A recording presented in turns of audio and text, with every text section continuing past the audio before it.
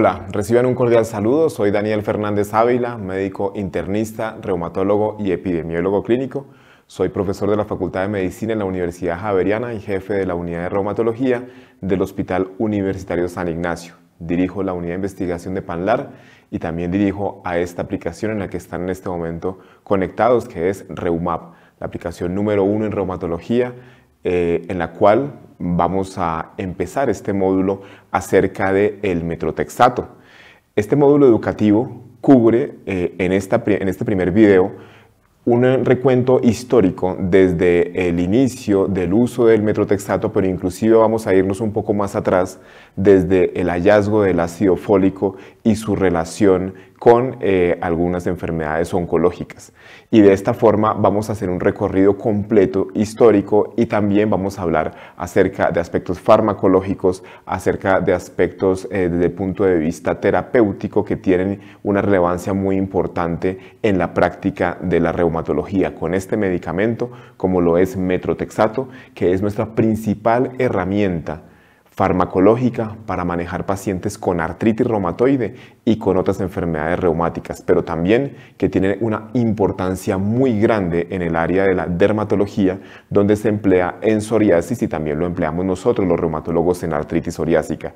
Así que en este primer módulo vamos a repasar a este mejor amigo que tenemos en reumatología, en dermatología, pero también en otras especialidades en las cuales se requiere hacer inmunomodulación para mejorar la condición de los pacientes. Entonces vamos a arrancar este recorrido exhaustivo y completo sobre el metrotexato con algo de su historia. Y esta historia, como les decía inicialmente, se remonta incluso años atrás de la síntesis como tal del medicamento. Entonces tenemos que remontarnos inicialmente a la historia del ácido fólico y esto nos lleva hacia atrás, hacia la década de 1930 en el siglo pasado. En esa época, la investigación en nutrición identificó un factor que estaba presente en las verduras de hoja verde y que tenía un importante efecto a nivel de la médula ósea. Una doctora que para su época fue pionera en Inglaterra, que fue la doctora Lucy Willis, médica, botánica y geóloga inglesa, estaba interesada en la investigación, especialmente en el área de la nutrición, y obtuvo un grant para viajar en 1928 a la India, a Bombay, para investigar la anemia megaloblástica que se presentaba en mujeres embarazadas. En la India, en un país pues, que era colonia inglesa en esa época y que tenía escasos recursos, con gente pobre, y que había muchas mujeres y personas en general que no tenían acceso a una dieta equilibrada con pocas proteínas, frutas y verduras, y que por ende presentaban anemia megaloblástica, y se interesó específicamente por el grupo de las mujeres embarazadas que en Bombay tenían de esta enfermedad. Y ella viaja a Bombay y hace investigaciones en esa región. Y ella es la doctora, como la vemos acá, la doctora Lucy Willis, quien fue pionera entonces en esta investigación desde Inglaterra hacia la India. Ella descubrió en su viaje que hace a Bombay que las mujeres que estaban embarazadas y tenían este cuadro de anemia megaloblástica consumían un alimento que llamaban marmite. El marmite es una levadura que es muy rica en ácido fólico y es producida finalmente como un producto secundario de la fermentación de la cerveza. Y con esto era una sustancia que daban con la medicina popular y el conocimiento cultural para tratar a estas mujeres y veían que presentaban mejoría usando este marmite. Inclusive el marmite hoy en día todavía es un alimento y es consumido. Inclusive al hacer la búsqueda, los invito para que busquen, se habla que esto o usted lo odia o usted lo ama. Tiene los dos extremos, pero no puede estar en la mitad con el consumo del marmite que todavía pues, se tiene en el mundo. Entonces, hacia 1941 ya se aísla como tal el ácido fólico de las espinacas y el nombre viene del latín folium, que significa hoja, y por esa razón pues, se llama ácido fólico.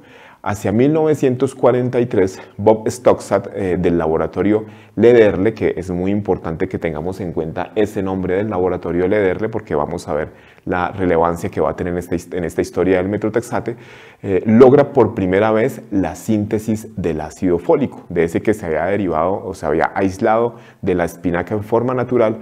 Este laboratorio en Estados Unidos, en Nueva York, Lederle, sintetiza entonces ácido fólico y se empezó a tratar pacientes con anemia megaloblástica que no respondían a vitamina B12. ¿Qué se encontró también, digamos, dentro de la ciencia médica en esa época? En esa época, los niños que presentaban leucemia, cuando se analizaban las placas de histopatología, se encontró que los hallazgos morfológicos histopatológicos recordaban a los hallazgos que se encontraban en los pacientes con anemia megaloblástica. Entonces, se consideró, dado esta coincidencia histopatológica, tratar a algunos pacientes con leucemia con ácido fólico y se encontró que al darles ácido fólico se aumentaba la progresión de la enfermedad y la gravedad de la misma y por ende pues empezó a hacer ese match desde el punto de vista clínico de qué estaba sucediendo allí.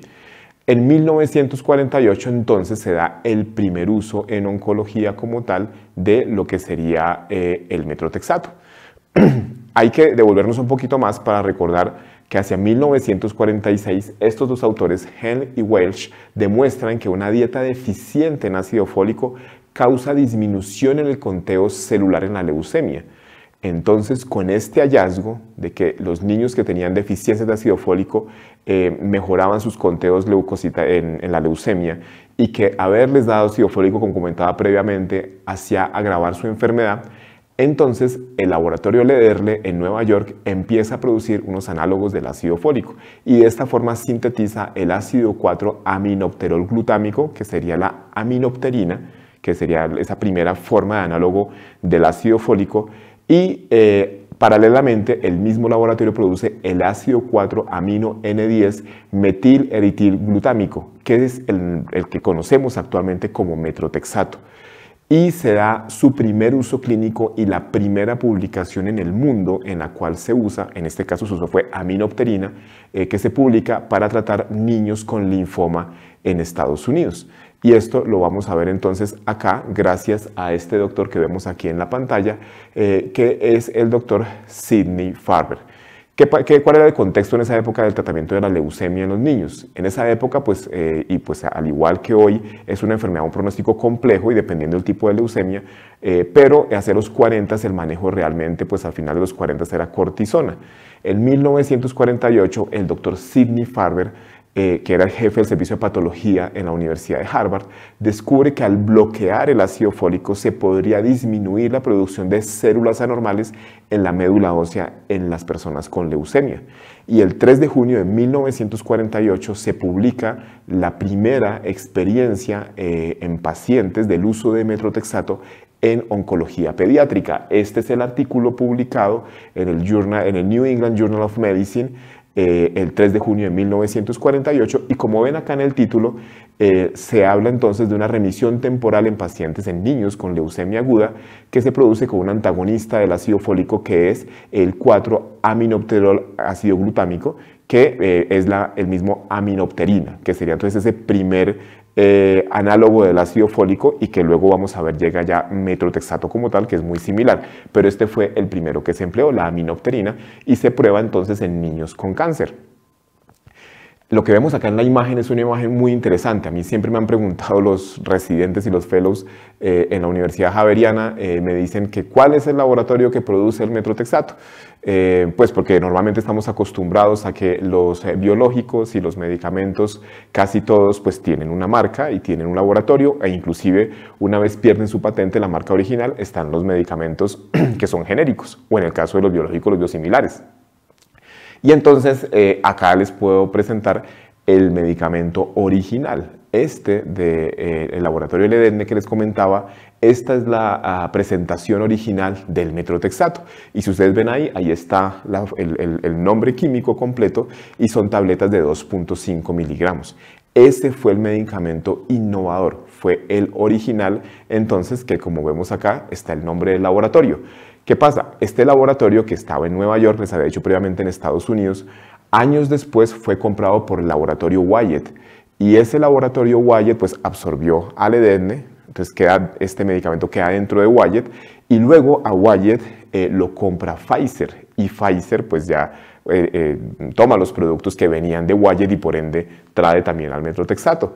Y por eso esta presentación que vemos acá, que la encontré también buscándola ahí para poder hacer hoy esta presentación y que sea muy clara para ustedes, vemos cómo está el nombre del metrotexato, el medicamento de Pfizer, y está el nombre Lederle, que es de ese laboratorio que sintetizó hacia mediados del siglo pasado por primera vez el metrotexato. Entonces ya hoy tenemos muchísimas marcas, y ya ahora que hablemos de la parte de la aplicación a reumatología, les cuento algo más de una historia interesante al respecto de la llegada del reumato. ¿Por qué? Porque en 1951 viene el primer uso en reumatología. Como vimos, el uso inicial fue en oncología.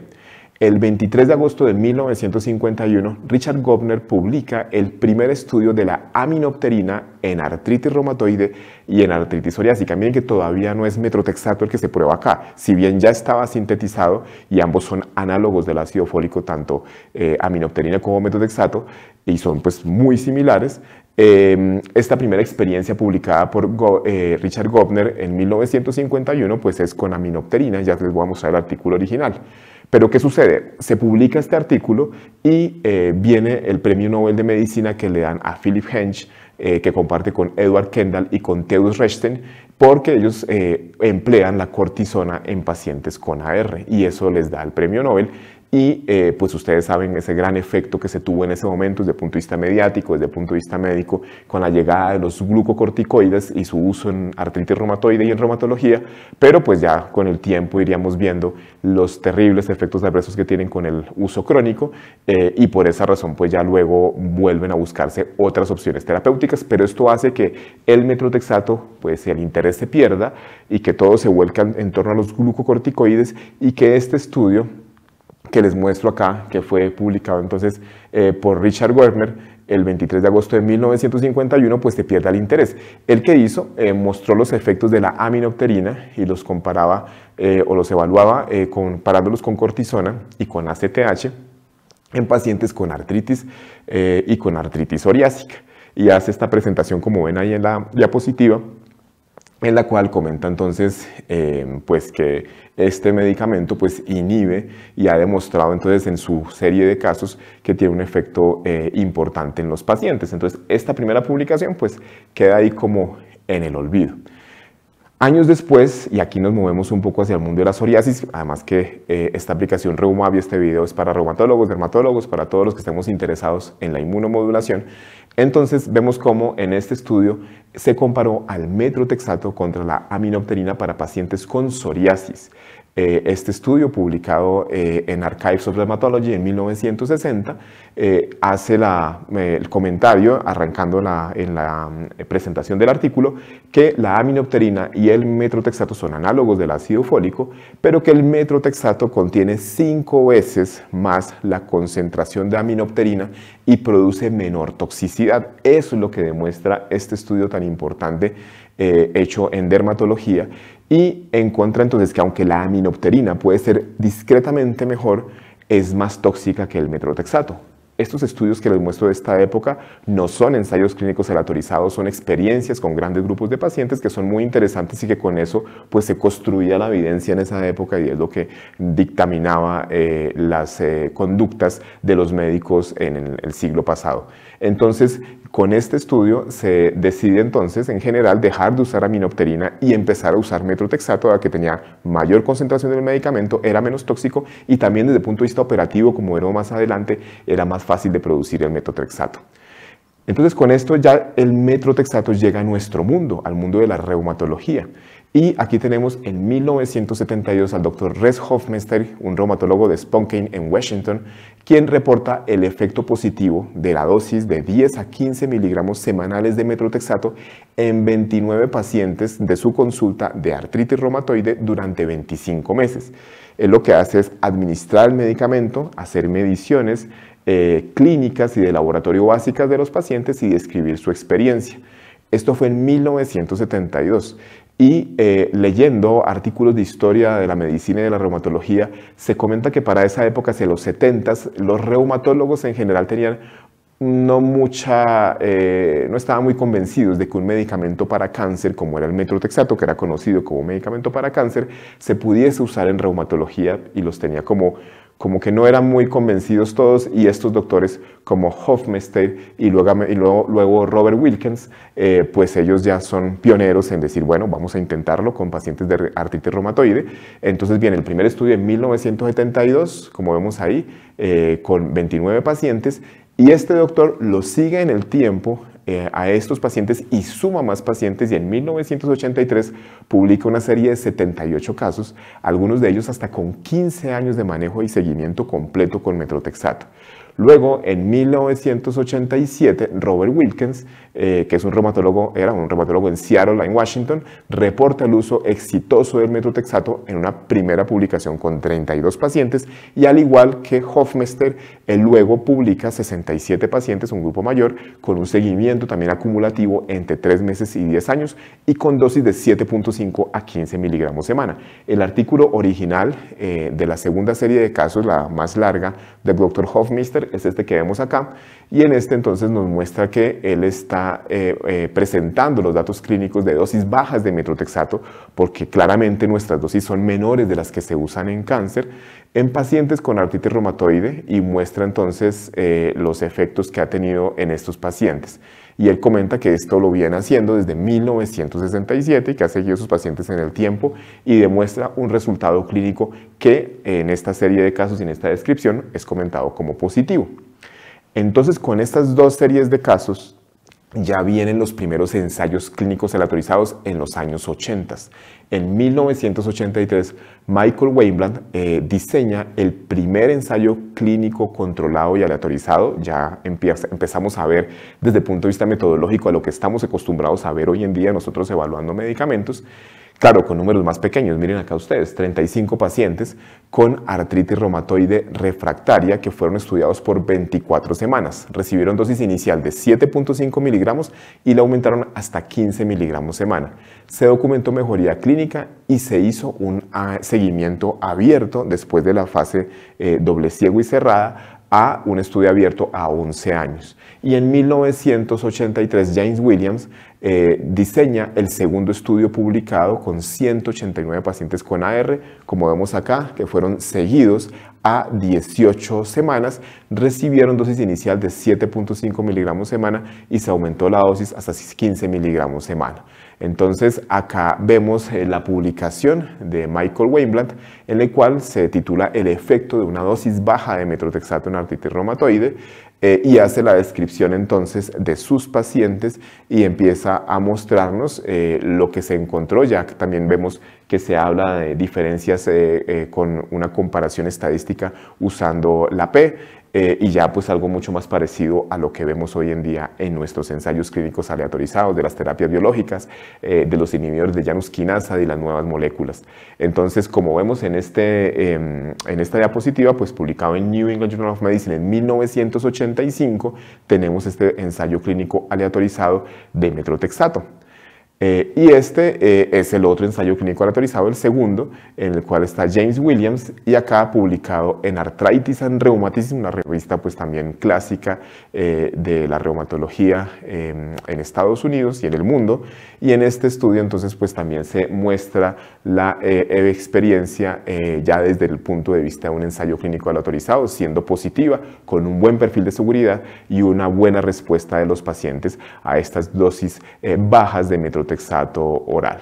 Entonces, el metrotexato finalmente es aprobado por la FDA en 1988. Claramente, los dos ensayos clínicos que les acabo de mostrar influyeron significativamente para poder demostrar, no solamente con las series de casos de los 70, sino con esos ensayos clínicos de los 80, para que en 1988 sea aprobado por el ente regulador de Estados Unidos en dosis bajas el metrotexato para el tratamiento de pacientes con artritis reumatoide. Y esta línea de tiempo nos resume lo que les acabo de contar en esta historia del metrotexato. Todo empezó entonces, les decía, hacia los 30, primero historia del ácido fólico, luego viene 1947 con la aminopterina, y el metrotexato, que son sintetizados ambos como derivados del ácido, como son análogos del ácido fólico, perdón, en 1948. Entonces la aminopterina se usó para el tratamiento de la leucemia en niños, en el estudio que ya les mostré. Luego en 1951, que también ya les mostré bien el primer reporte del uso de la aminopterina en artritis reumatoide y psoriasis. Y luego ya hacia los 60 es cuando viene el estudio que también ya les compartí en psoriasis, en el cual se encuentra que la aminopterina es más tóxica que el metrotexato y que el metrotexato tiene más concentración y por ende es más efectivo. No tanto más efectivo, sino más seguro desde el punto de vista de toxicidad. Entonces, pues en 1964 se descontinúa el uso de aminopterina y queda solamente el uso de metrotexato. Hacia 1985, entonces ya vienen los estudios que les mostré, en los cuales se muestra con ensayos clínicos aleatorizados la evidencia del metrotexato en dosis bajas. En 1988 el medicamento es aprobado por la FDA y ya también viene un hito muy importante en el metrotexato, y es que si bien teníamos metrotexato oral y también había ampollas de las que se usaban en los pacientes con cáncer, pero se tomaban las dosis bajas para tratar los pacientes de artritis reumatoide y enfermedades reumáticas, no se tenía una presentación parenteral específica y medida con las dosis bajas que usamos en reumatología. Y así, hacia el año 2013-2014, se aprueba por parte de la FDA la presentación de metrotexato parenteral para aplicación subcutánea con dosis ya establecidas y fijas en jeringas precargadas. Y esto es muy importante porque lo veremos ahora en la parte de efectividad, que cuando se usan dosis superiores a 20 miligramos o cuando el paciente tiene intolerancia gastrointestinal, pues es la indicación de seguir usando la molécula, pero ya no en la presentación oral, sino en la presentación parenteral. Y eso está en varias guías de manejo de diferentes enfermedades reumáticas, empezando por la artritis reumatoide, que es donde está su principal indicación. Entonces vemos este nuevo hito aquí al final de la flechita, en el cual es la aparición entonces el metrotexato en presentación para aplicación subcutánea. Y ese hito pues es importante, como todos los que hemos visto acá, y una historia pues que realmente es apasionante y que nos cuenta cómo llegamos a usar hoy en día nuestro principal medicamento en reumatología. Entonces la evidencia, como ven ustedes, del metrotexato viene de 1951 con Govner, con una pequeña serie de casos. En los 70 vienen dos series de casos grandes que se fueron construyendo para un segundo artículo cada una y hacerse más robustas. En los 80 al principio pues vienen los dos ensayos clínicos aleatorizados, y hasta ahí teníamos información de efectividad de metrotexato, especialmente con los 80 con los ensayos clínicos aleatorizados. Pero la principal información real de la eficacia de metrotexato se las estoy mostrando en esta diapositiva. Y pues paradójicamente viene con la época de los biológicos, porque llegan los biológicos y como los biológicos debían compararse contra el tratamiento estándar de momento, que era metrotexato, pues todos se compararon contra metrotexato. Y pudimos encontrar, como vemos acá en esta tabla, las respuestas ACR20, ACR50, ACR70, tanto del uso del biológico como de la combinación con metrotexato y el metrotexato solo. Entonces, en este caso, vemos aquí el estudio TEMPO, por ejemplo, para etanercept, el PREMIER, el ASPIRE de adalimumab, el COMET, el AMBITION, el estudio de abatacept, e incluso esta tabla es muy interesante. Esta es tomada del libro de reumatología de Hochberg, publicado ahora en 2023, en el cual también ya están los inhibidores Janus quinasa, y vemos los estudios tanto para baricitinib como los estudios oral de tofacitinib, en los cuales hay una comparación de un grupo en metrotexato que está en monoterapia. Y ahí vemos cómo las respuestas ACR20, si bien no son comparables en esos estudios, son poblaciones totalmente diferentes, la idea no es compararlos, pero darnos una idea del número que tenemos o la proporción de pacientes que logran respuesta ACR20 en cada uno de los estudios usando solamente metotrexato. Miren que va desde 75% en el TEMPO hasta más o menos 51% en el Oral Star. Para el caso ACR50, como vemos en la tabla, tenemos desenlaces alrededor de respuesta ACR50 sobre el 40% para el TEMPO y el PREMIER, y en el COMET 49% y sobre el 30% en baricitinib y en AMBITION.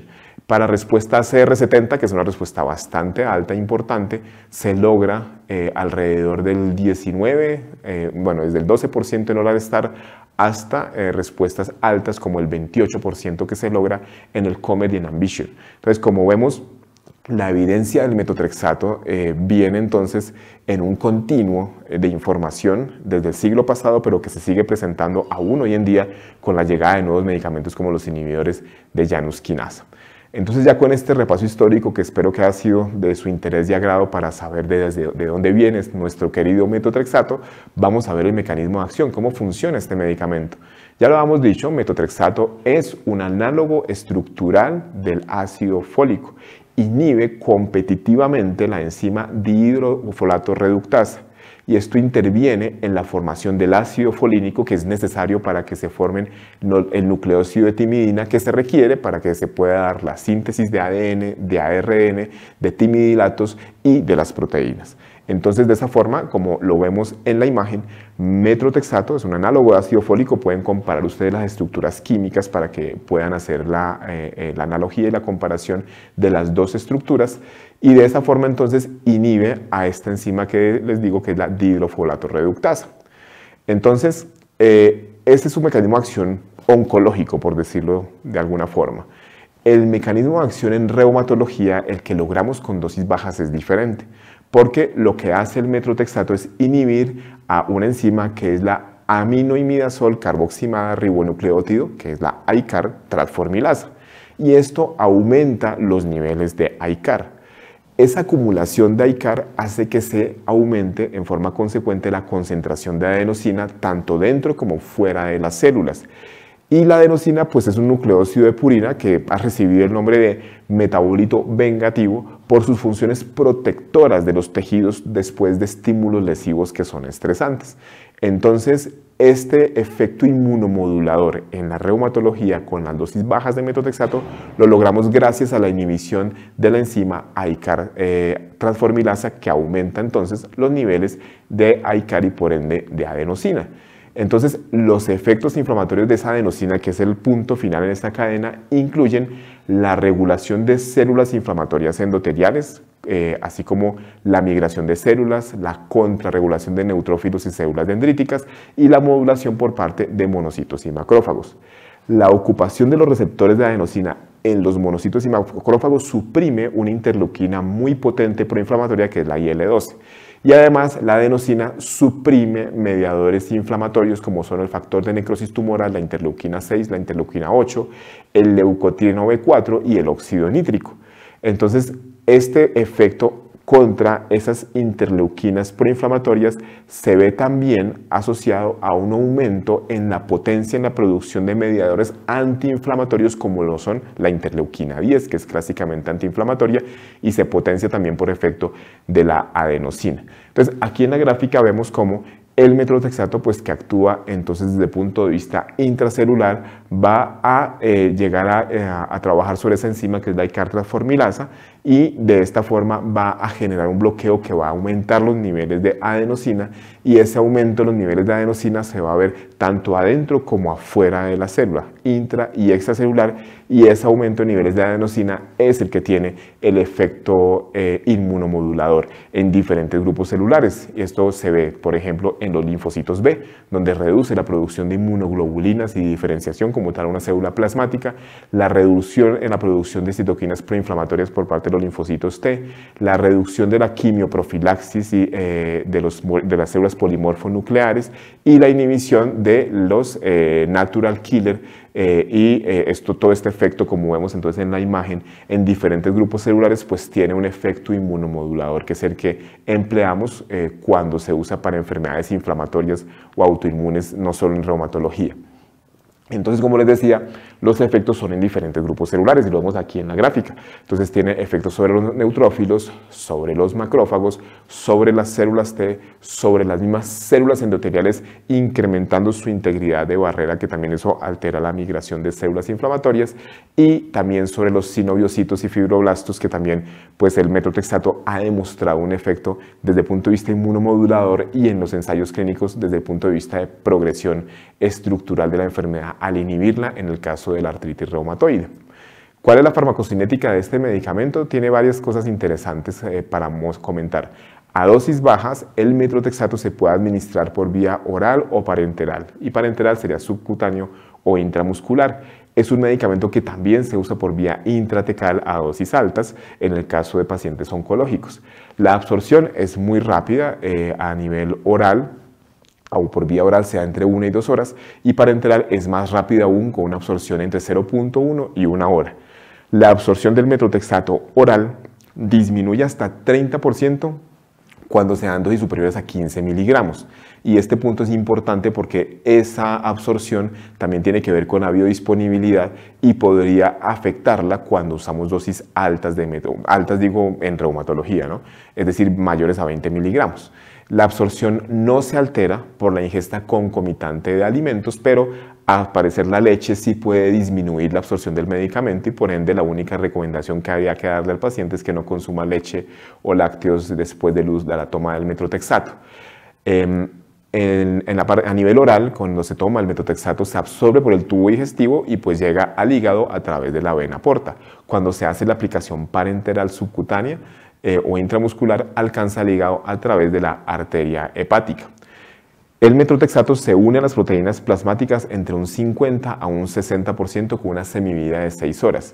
Es posible que algunos medicamentos que lo puedan desplazar por mayor afinidad a la albúmina, como lo es el caso de los AINES, la aspirina, las sulfas, y pues aquí toca incluir al trimetoprim sulfa, un antibiótico que se usa con relativa frecuencia. En general, estos medicamentos pueden desplazar un poco al metotrexato de la albúmina y tener más fracción libre del medicamento, pero realmente no se ha encontrado que esto tenga una relevancia clínica significativa, y aunque siempre se habla de dar este medicamento con cierta precaución en pacientes que reciban este tipo de medicamentos concomitantes como sulfonamidas, AINES y ASA, al parecer el efecto no es tan grave desde el punto de vista clínico.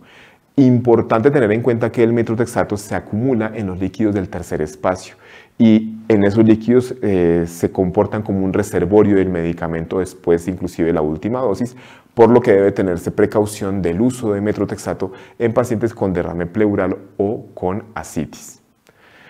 ¿Por dónde se elimina el medicamento? La mayor parte se elimina a través del riñón, por la orina, a las 12 horas después de la última administración. Es metabolizado en el hígado por la enzima aldehído oxidasa y allí se convierte a 7-hidroximetotrexato. Y la semivida de eliminación va entre 3.1 y 4.1 semanas. Entonces, como vemos, hay un metabolismo hepático y una excreción muy importante a nivel renal, que esto veremos ahora, tiene que ver bastante con el perfil del paciente en quien lo vamos a usar, con alguna precaución, con contraindicación, con tasas de filtración por debajo de 30 y con precaución entre 30 y 59. Las presentaciones y dosis del medicamento, el metotrexato pues vienen comprimidos de 2.5, 7, 7.5, 10 y 15 miligramos. Usualmente en Colombia y en varios países de Latinoamérica tenemos la presentación de tabletas o comprimidos de 2.5 miligramos y es la que usamos normalmente. La solución viene de 25 miligramos por mililitro, pero como les comentaba, hacia 2012-2013 viene la aprobación por FDA de la presentación en jeringas precargadas de 7.5, 10, 12.5, 15, 17.5, 20, 22.5, 25 y hasta 30 miligramos. Entonces, como ven, es una amplia posibilidad para que el paciente se aplique de acuerdo a la dosis que tenga, entonces se aplique la jeringa que requiera por la dosis que se le esté formulando. Entonces tenemos un panorama de presentaciones oral y presentación para uso parenteral, especialmente subcutáneo. ¿Cuál es la dosis del medicamento? La dosis inicial usualmente es de 15 miligramos semana, salvo pacientes adultos mayores o con tasas de filtración entre 30 y 59 podríamos usar una dosis menor de 10, pero en general arrancamos con 15 miligramos, es decir, con 6 tabletas cada semana. El uso oral se puede dividir y se sugiere dividirlo en general en dosis que estén separadas de 12 a 24 horas máximo. Es decir, si un paciente tiene 15 miligramos, es decir, 6 tabletas, se recomienda que tome 3 y 3 tabletas. Pueden ser el mismo día, con diferencia de 12 horas, o una diferencia que no pase de 24 horas. Personalmente yo le digo a mis pacientes que tomen el medicamento el fin de semana, que tomen 3 tabletas el sábado, 3 tabletas el domingo, dado que el fin de semana están en casa, no están trabajando y de pronto si sienten alguna molestia o malestar por la toma del medicamento, pues no interfiere con sus labores de trabajo o de colegio o de universidad si es un estudiante. Entonces, la dosis inicial, 15 miligramos, dividido en 2 dosis, ojalá separadas mínimo con 12 a 24 horas de diferencia. Dado que su biodisponibilidad oral es variable y disminuye cuando usamos dosis altas, por lo general se recomienda que el metotrexato parenteral sea usado si se requieren dosis mayores a 20 miligramos, porque allí ya la disponibilidad oral no es tan clara. Entonces sería una opción para considerar el metotrexato subcutáneo. Este medicamento pues no es directamente tóxico para el riñón, pero dado que por allí va su principal vía de eliminación, está contraindicado en pacientes con tasa de filtración glomerular menor a 30 mililitros minuto y se podría usar en pacientes con tasas entre 30 y 59, pero sugiriendo usar dosis de inicio más baja, 10 miligramos, y vigilar la tasa de filtración del paciente y la respuesta y posibles efectos adversos. En cuanto a los efectos adversos, entonces, que ya vamos a comentar que tenemos.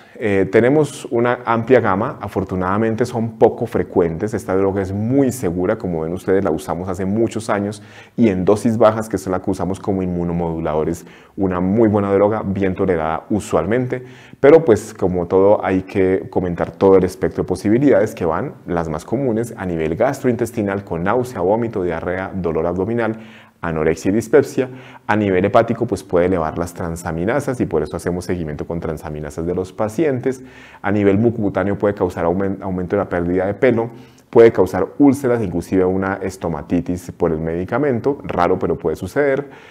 A nivel cutáneo puede causar un rash e inclusive la aparición de nódulos reumatoides que son difíciles de distinguir, una nodulosis de la que causa como tal la artritis reumatoide, cuyo compromiso extraarticular más frecuente es precisamente la aparición de nódulos reumatoides. A nivel del sistema nervioso puede causar dolor de cabeza, mareo, vértigo.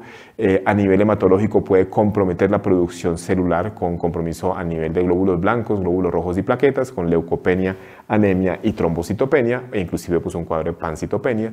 A nivel pulmonar, lo veremos ahora más adelante, esto está ya bastante debatido, pero se ha hablado del compromiso intersticial, pero que al parecer es más como tal por la enfermedad base, cuando hablamos de artritis reumatoide.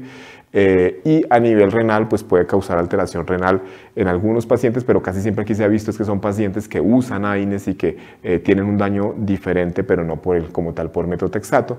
A nivel endocrino veremos ahora el tema ginecológico y de fertilidad. Es un medicamento categoría X, contraindicado absolutamente en el embarazo, es teratogénico y no debería usarse en embarazo y puede aumentar el riesgo de algunas infecciones. Bueno, entonces, esta tabla es del libro de Hochberg recientemente publicado y quiero mostrárselas porque nos muestra en porcentajes. Claro, esto varía dependiendo de la serie que uno mire y del grupo de pacientes, pero pues me parece que es interesante ver los números por la proporción de pacientes que se han reportado con efectos adversos. A nivel gastrointestinal, anorexia, náuseas, vómito, diarrea, alrededor del 10% de los pacientes. Veremos ahora la importancia de del suplementar ácido fólico para disminuir la posibilidad de estos riesgos. A nivel hematológico, la leucopenia, anemia y trombocitopenia en 3% de los pacientes. La elevación de enzimas hepáticas se puede ver hasta en 15% de los pacientes, pero ya casos de cirrosis y falla hepática también vamos a ver ahora que esto se ha reevaluado bastante con literatura reciente. El compromiso intersticial pulmonar, que aquí lo catalogan de 2 a 8%, pero que parece que está más asociado a la enfermedad base que al mismo metotrexato, y otras condiciones como los linfomas con Epstein-Barr, la nodulosis acelerada hasta 8% y compromisos a nivel del sistema nervioso hasta 25%, que son bastante amplios, pero en general, insisto, es una droga muy segura y es una droga con la cual tenemos muy buena experiencia. El suplemento del ácido fólico es muy importante, dado que el metotrexato actúa interfiriendo en las vías dependientes de folato, es posible que produzca una deficiencia relativa cuando el paciente toma metotrexato. Entonces, la administración simultánea de ácido fólico reduce la frecuencia de efectos secundarios y de los más frecuentes y de los que más afectan al paciente. ¿Cuáles? A nivel digestivo, náusea, vómito, dolor abdominal, la estomatitis y la elevación de transaminasas. Entonces, es importante recordar que todo paciente con metotrexato, ya sea oral o parenteral, debe recibir una suplencia de ácido fólico, suplencia que usualmente damos de 1 miligramo al día. No interfiere con el metotrexato, como ya repasamos su mecanismo de acción, así que se puede tomar el mismo día el metotrexato sin problema. Yo usualmente formulo 1 miligramo diario o también se pueden dar 5 miligramos semanales 2 días antes de la toma del metotrexato, pero lo importante es que el paciente reciba su suplencia de ácido fólico juiciosamente. Les quería comentar dos cosas importantes acá del tema de los efectos secundarios que comentamos ya previamente. El compromiso intersticial fibrótico por metrotexato, esto fue reevaluado ya. Se había considerado hace muchos años que podría ser una causa de enfermedad intersticial pulmonar en pacientes con artritis reumatoide, pero se ha visto, y este metaanálisis acá nos lo está mostrando, que los pacientes en los estudios que se analizaron, realmente hay una evidencia débil de que el metrotexato cause como tal enfermedad intersticial pulmonar, y que lo que sucede realmente es que lo estaba causando la enfermedad de base, la artritis reumatoide. Entonces, los pacientes que tengan compromiso intersticial pueden seguir recibiendo metrotexato, y lo que deben hacer es mejorar su inmunomodulación para controlar la enfermedad con metrotexato o adicionando otras terapias. En cuanto al tema de fibrosis del hígado, pues también esto está reevaluado. Aquí les muestro otro artículo sobre el tema. Este fue también un metaanálisis en el cual, una revisión sistemática y metaanálisis, en la cual no se encontró una asociación estadísticamente significativa entre la dosis del metrotexato y fibrosis hepática. A pesar de que algunos estudios individuales reportaron que podría haber una relación, había sesgos porque había factores de confusión, como cuáles, comorbilidades como diabetes, obesidad, enfermedades hepáticas preexistentes, pero como tal no se encontró una relación causa-efecto. Y adicionalmente también para el tema del hígado, este artículo publicado en una revista de dermatología se pregunta si realmente hay una importancia de evaluar la dosis acumulativa y la relación con hepatotoxicidad. Inclusive se hablaba hace bastantes años acerca de medir la dosis acumulada en el tiempo y de llevar a biopsia hepática a los pacientes en algún momento cuando llegaban a una dosis específica. En este artículo se analizaron 35 estudios y en la gran mayoría se encontró que no había una asociación entre la dosis acumulada y la hepatotoxicidad, y que realmente pues el tema aquí estaba relacionado era con daño del hígado con otras comorbilidades. Así que, insisto, el medicamento es seguro, tanto a nivel del pulmón como de hígado, y es una terapia pues que cada vez sale más evidencia y ha pasado la barrera del tiempo para mostrarnos no solamente sus excelentes efectos terapéuticos, sino también su seguridad. Que en cuanto al embarazo y la lactancia y el metrotexato, esta guía también está súper recién salida de la Sociedad Británica de Reumatología en cuanto a inmunomoduladores y antirreumáticos y glucocorticoides en pacientes embarazadas y en lactancia. Y en esta guía me pareció muy interesante que nos resumen en esos 4 puntos lo que se debe saber acerca del metrotexato en ese sentido de embarazo y lactancia. Lo primero es que el metrotexato pues, debe ser o es un medicamento que no se debe usar en el embarazo y se debe suspender por lo menos un mes antes de que se planee un embarazo. Se había hablado tradicionalmente de 3 meses, era el tiempo que siempre se decía que 3 meses antes para metrotexato, pero en esta guía que está muy reciente se habla de un mes como tiempo seguro para planear un embarazo en los pacientes que estén usando, las mujeres que estén usando este medicamento. En las mujeres que estén tratadas con dosis bajas por debajo de 25 miligramos, y que tengan, digamos que que dentro de ese mes van a tener un embarazo, pues se recomienda el suplemento entonces de 5 miligramos al día de ácido fólico. Entonces recordar entonces que la paciente puede embarazarse suspendiendo un mes antes el medicamento, y en ese mes de suspensión debe recibir dosis más altas, 5 miligramos diarios de ácido fólico si venía recibiendo metrotexato.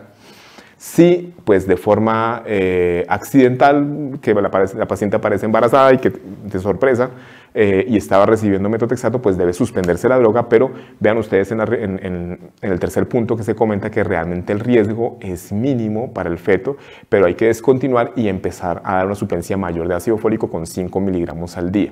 Y finalmente, si la paciente va a estar en lactancia, pues no hay evidencia suficiente y se desaconseja su uso en lactancia, es decir, que estaría no indicado para pacientes que estén en lactancia. Y esta es otra pregunta muy importante acerca de los hombres, que nos pueden hacer también la consulta en dermatología o en reumatología, y es si el hombre puede dejar embarazada a una mujer tomando metrotexato. 2 estudios que les quiero mostrar. Este es un estudio interesante de cohorte observacional prospectivo en 2014 que, perdón, me devuelvo, como les muestro acá, el estudio no mostró un riesgo aumentado de efectos en el embarazo en los hombres que usaban metrotexato. Y aquí también se habla de la no necesidad de suspender 3 meses antes. Esto es para los hombres, ¿no? Para los hombres que van a buscar embarazo. O sea, que no es necesario un tiempo previo de suspensión. Y este es un estudio también muy reciente, publicado del EULAR, en el cual se habla acerca de si realmente es seguro para un hombre pues, tener un hijo tomando metotrexato. Entonces se encuentra que primero pues el metotrexato no está asociado a toxicidad testicular y no afecta la fertilidad, ¿cierto? Que eso es muy importante tenerlo en cuenta. Y además que es seguro y puede ser continuado en un hombre cuando quiere tener o convertirse en padre y fecundar. Entonces de esa forma la respuesta para los hombres sería que pueden seguir tomando su metotrexato sin problema, y para las mujeres sí contraindicado durante embarazo. Ya para ir finalizando, quiero resaltar de efecto en mortalidad. El metotrexato ha demostrado en varios estudios disminución de mortalidad cardiovascular en pacientes con artritis reumatoide. Un estudio prospectivo de 1.240 pacientes mostró un hazard ratio de mortalidad de 0.3 con intervalo de confianza que ven acá ustedes presente. Una revisión sistemática de 10 estudios mostró disminución del 18% en infarto. Un estudio prospectivo de 5.626 pacientes mostró una reducción del 70% en la mortalidad a un año. Entonces, todos esos efectos que vemos acá en la pantalla se pueden explicar por el mismo efecto antiinflamatorio del metotrexato y por un efecto sobre los transportadores de salida del colesterol y formación de células espumosas en el contexto de la enfermedad cardiovascular. Contraindicaciones del medicamento: enfermedad renal crónica con una tasa de filtración menor a 30, hepatopatía alcohólica, insuficiencia hepática, depresión de la médula ósea, embarazo, lactancia e infecciones activas. Serían las condiciones para contraindicar el uso de esta terapia. En cuanto al seguimiento de los pacientes que ya reciben metotrexato, pues aquí tenemos que en la tabla que ven ustedes acá que la valoración inicial pues tiene un hemograma, unas pruebas de función hepática y, muy importante, la creatinina para estar seguros que tenemos una tasa de filtración, ojalá por encima de 60, y evaluar la gestión del riesgo del paciente buscando hepatitis B, hepatitis C y vacunando al paciente contra influenza, neumococo y contra el virus de hepatitis B si no tiene anticuerpos protectores. Se recomienda que en los primeros 3 meses debería tener seguimiento por lo menos con hemograma y transaminasas cada 2 a 4 semanas, ya si lleva 3 a 6 meses cada 8 a 12 semanas y por encima de 6 meses el seguimiento se puede hacer cada 2 semanas. En la vida real, pues la verdad con nuestros pacientes y la dificultad que tenemos en el seguimiento, los hacemos normalmente cada 3 a 4 meses y con eso seguimos nuestros pacientes, y ahí también nos muestra nuevamente las contraindicaciones que ya habíamos comentado del medicamento. Las indicaciones, y con esto finalizo la charla, quiero mostrarles cómo el metotrexato está presente en prácticamente todas las enfermedades reumáticas, o las más importantes de ellas por lo menos. Entonces vean ustedes en este artículo de Lancet, en el cual nos muestra cómo llegamos desde el diagnóstico, que tendría el cuadro clínico y los hallazgos de laboratorio, y si es del caso las imágenes diagnósticas, llegamos a un diagnóstico de artritis reumatoide. Nos recuerda la importancia de la ventana de oportunidad definida en este artículo como 4 meses para inicio de metotrexato, y ahí lo vemos, el medicamento de elección es metotrexato, y con prednisolona, dado que el efecto del metotrexato tarda como cualquier antirreumático sintético convencional entre 2 a 3 meses inclusive. Entonces es el medicamento de elección en pacientes con artritis reumatoide en la primera línea de manejo, y siempre será el primer medicamento para tratar a nuestros pacientes con artritis reumatoide. La guía del EULAR, publicada en 2019, en su algoritmo que ya conocemos muy bien, en la fase 1, que la vamos a ver más cerca acá, en esta fase 1 nos muestra cómo el paciente con AR debe empezar metotrexato si no tiene contraindicación. De por sí en la parte superior aquí de la gráfica vemos cómo se pregunta si hay o no contraindicación para el medicamento, y si no hay, pues empezar metotrexato, y si existe, pues considerarle flunomida o sulfasalacina. En nuestra guía de práctica clínica de Asorreuma desde Colombia, la Asociación Colombiana de Reumatología, publicada en 2022, en esta guía manejo la recomendación número 7, es en torno al metotrexato, y dice que en pacientes con AR se recomienda iniciar metotrexato. En caso de contraindicación se recomienda usar leflunomida o sulfasalacina, pero es metotrexato la primera línea.